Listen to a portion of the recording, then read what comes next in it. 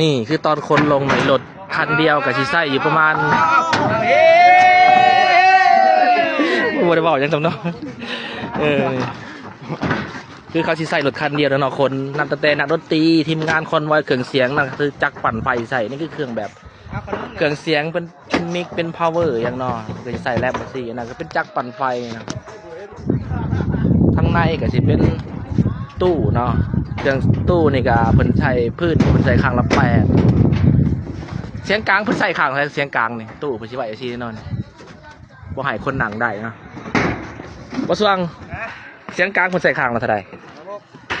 เสียงกลางเพิ่นใส่ข้างละ6เนาะเบิ่งเวทีก็สิประมาณนี้แหละผู้ที่รถกับผู้ที่คนได้ประมาณ40กว่าคนเนี่ยเกือบ50ตะกี้ก็ฮอด50อยู่แต่บางคนก็ติดธุระติดหยังก็ออกกันไปแน่เหลืออยู่ประมาณ40กว่าเนาะ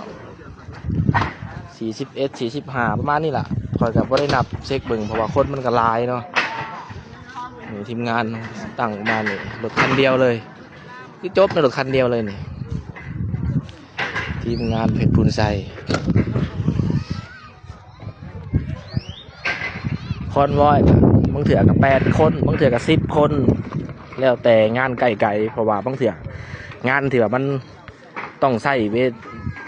เดินทางไวบอกสิมันอยู่ไกลเนาะบางเถื่อเขาจะตั้งท่านก็ต้องได้เพิ่มคนขึ้นเพราะเวลาไปหอนงานมันขับเน่ก็ต้องเฝ้าตั้งเด้อเบิ่งคอนวอยเขาคนทีมงานคอนวอยนับเบิ่งคอนวอยตัวนึงก็4 6 8เมื่อนี้มา8คนเนาะเหมือนคอนวอยอีก2คนติดเวียกค่าเวียกนักเติบแล้วนี่มีแต่พาวเวอร์ทั้งนั้นเลยนะแท่งพาวเวอร์อยู่ประมาณ4-5แท่งหรอพาวเวอร์ก็มีแท่งใหญ่ๆแน่นี่กับพาวเวอร์เนาะอันแบบน้อยๆน่ะก็จะเป็นมิกเซอร์มิกดิจิตอลนะคนใส่มันจะเป็นแบบพวกแรปพวกสายไฟโคมไฟหลอดไฟหลอดไฟจะเป็นล่าง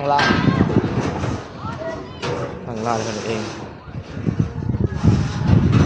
นี่แหละคือรอบวงหมอลำกับสีประมาณนี้เครื่องเพิ่นกับสีโบเน้นลายเนาะเวทีเพิ่นกับสีโบเน้นแบบว่าใส่อีกอย่างไรสิ่งหลายอย่างก็คือหมอลำอยู่ฝั่งไทยเพิ่นกับสีใส่แบบหน้าจอ LED อีกอย่างแบบหลายสิ่งหลายอย่างมันก็อลังการมันก็สมราคาเนาะอันนี้เท่ากับ